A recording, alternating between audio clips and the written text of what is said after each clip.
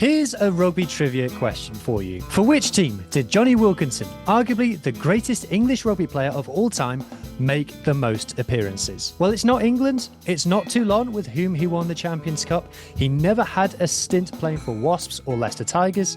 The team that Jonny Wilkinson played most often for was Newcastle Falcons. He played 182 times for the Northeastern team and even won the English Premiership with them back in 1998. But I think it's fair to say that the Newcastle Falcons team that we've been watching over the last couple of seasons bears little comparison to that league-winning side that we saw nearly 3 decades ago. In this video, we will be deep diving how Newcastle Falcons descended to the bottom of professional club rugby, and we'll be asking the question, what happens next?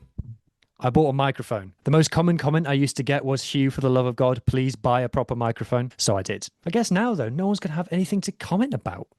Leave a comment anyway. So Newcastle Falcons have finished bottom of the English Premiership for 3 seasons in a row. Over the last 4 years, they've managed just an 18% league win percentage. Last season, they won just 2 games, which was actually a vast improvement on the season before, where they won not a single game out of 18. But even so, last term, they averaged 46 points conceded on away games, and they conceded at least 35 points in 13 out of their 22 games. That's 60% of games conceding at least 5 tries worth of points. And the deeper you dig down into Newcastle's stats, the worse things get. Out of the 4 biggest leagues in rugby, that's Super Rugby, URC, Top 14 and English Premiership, Newcastle ranked in the bottom 5 for dominant carries, for gain line success, for 22 entries leading to a try, for more meters and for more meters per game. This is in the English Premiership, remember, a league that went try crazy last season and defence became somewhat optional. While we're on the subject, Newcastle's defence also ranked in the bottom 5 for many stats. They were right down there in terms of tackle success, missed tackles leading to a try, missed tackles being recovered, 22 entries against, and 22 entries against leading to a try conceded. So I've just been looking at clips of Newcastle games for this video, and I had to say the stat that really rings true for me is the lack of tackles recovered. If you watch the tries that they concede, it's all 1 defender beaten, 1 line break, and it's try time, even from far out. So why are Newcastle struggling so badly? Well, the answer, you won't be surprised to hear, is money. Almost all professional rugby clubs in the UK have been struggling for money, and Newcastle struggle more than most. Rugby in England is a very regional game. It's localised into pockets scattered about the country. There's a pocket in the Midlands, there's a pocket in London, and the largest pocket is actually in the southwest. Newcastle Falcons, on the other hand, are located way up in the northeast of England, about as far away as you can get from traditional rugby country. In fact, Newcastle's home ground of Kingston Park is actually closer to Murrayfield than it is to Twickenham. And just to really nail this point home, okay, when the Premiership has its derby round, Newcastle's allotted derby is against Sale near Manchester. So that means their nearest local rival in the Premiership is a 3-hour drive away. And for anybody who's watching from North America or Australia or other big countries who might be thinking, oh, 3 hours, that's not so bad.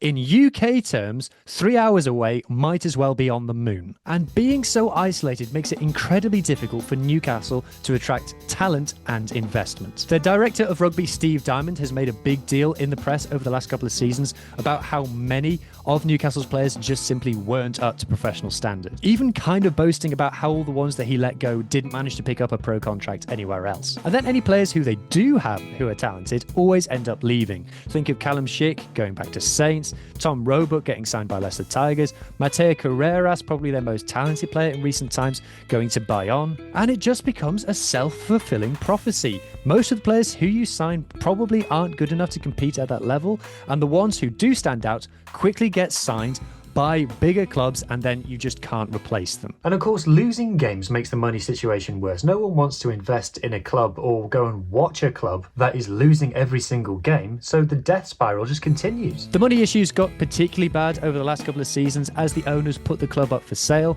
and it was kind of an open secret that if they weren't able to make that sale, the club would probably go out of existence. To the point where the other Premiership clubs loaned Newcastle money to keep them going, because they knew if if the Premiership went down to a 9-team competition, having already lost 3 teams over COVID, well then it would just have been curtains for everybody. So I didn't talk about it tons in this video, but the history of Newcastle Falcons is actually quite interesting. From their origins as Gosforth FC to when they were taken over by John Hall, who used to run Newcastle United Football Club, to winning the Premiership, to getting semi-finals in 2017-18, to getting relegated the season after that. It's a great read. I recommend checking it out if you get some free time. While I've got you, and whilst Thistle is here with me, if you're enjoying the show so far, please consider subscribing to the channel. You can even get membership for just 99 pence per month. That helps me cover the costs of running a YouTube channel, and you'll get access to loads of exclusive videos that you won't find anywhere else.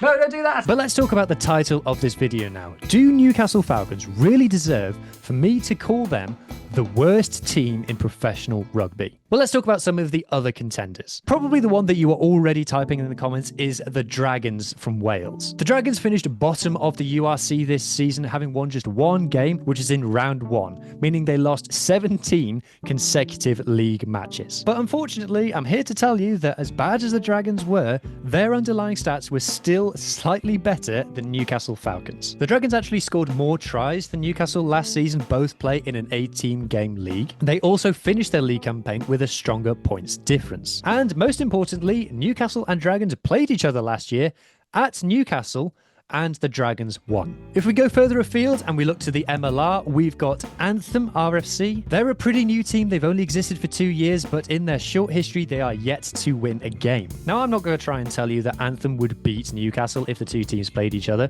but what I can tell you is that Anthem's average losing margin in the league this season was better than Newcastle's. Leicester Tigers women and Sale Sharks women, I'm sorry, but you're both also on this list. I know that women's club rugby is still technically only semi-professional, but both of you have only won 3 games over the last 2 seasons, and both of you have managed to pick up points deductions as well. Now, Sale Sharks women have actually recruited quite well over the summer, but Leicester Tigers women, we are worried, guys. And then finally, if we really go searching, we can find the Cobras in Super Rugby America. This is the Brazilian franchise in that cross-border competition. They won no games last season, and their losing margin on average was worse than Newcastle Falcons. Now, all of those teams that I've just mentioned, apart from the Dragons, Newcastle Falcons almost definitely would beat them in a game. But on the other hand, they are all relatively new sides who don't have the history and heritage that Newcastle have got. But let's pause the Newcastle bashing there and ask the question, why am I even making this video? Surely Newcastle fans have suffered enough. Why do I need to go sticking the boot in? Especially me of all people. Despite what this accent may lead you to suspect, I was actually born in Newcastle, in the Leazes wing of the RVI. I still support the football team. I have no motivation to just bash Geordies for the fun of it because I am one. No, the reason that I made this video is because I felt it was important to bookmark this moment, to kind of signpost the time when Newcastle Falcons were right at the bottom of professional men's rugby. Because that time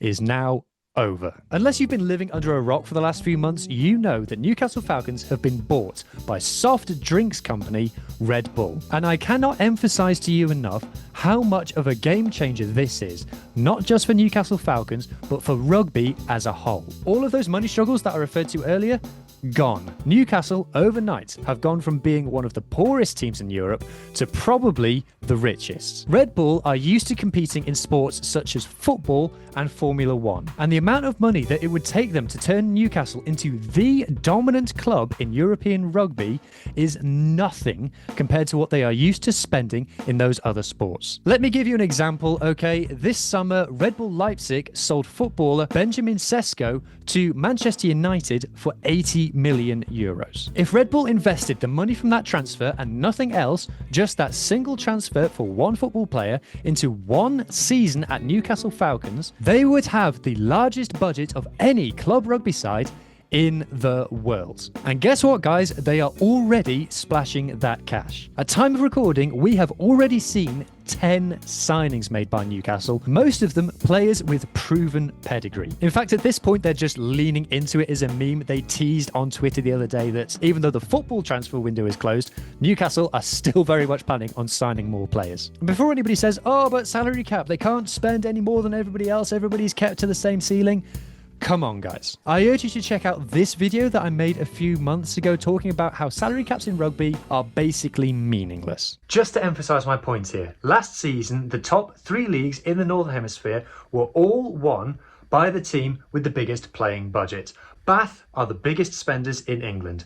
Leinster are the biggest spenders in the URC, and Toulouse are the biggest spenders in the top 14. You can draw a line on a graph of money and results, and it correlates. We know this from football, and it's true in rugby as well. Based on the signings that they have made, I'm expecting Newcastle to make rapid progress this season. Let's be honest, in this era of the Premiership, you kind of don't have to be the most amazing team in the world to finish in the top half of the table, and to finish in the Champions Cup positions, 4 out of 10 will do. By the end of the coming season, I'm fully expecting Newcastle Falcons to have qualified for the Champions Cup. By the season after that, I would not be surprised if they're making a Premiership semi-final. And then who knows what rugby is going to even look like beyond 2 years from now. But I'm telling you now, money talks. And wherever club rugby is going, Newcastle RedBulls are going to be right at the sharp end. And will you look at that? Just as I'm editing this video, Ruck are reporting that Jonny Wilkinson is back at Newcastle Falcons in an advisory role. That's what you call serendipity. So I hope you found this video, if nothing else, thought-provoking. If you did, please leave those thoughts in the replies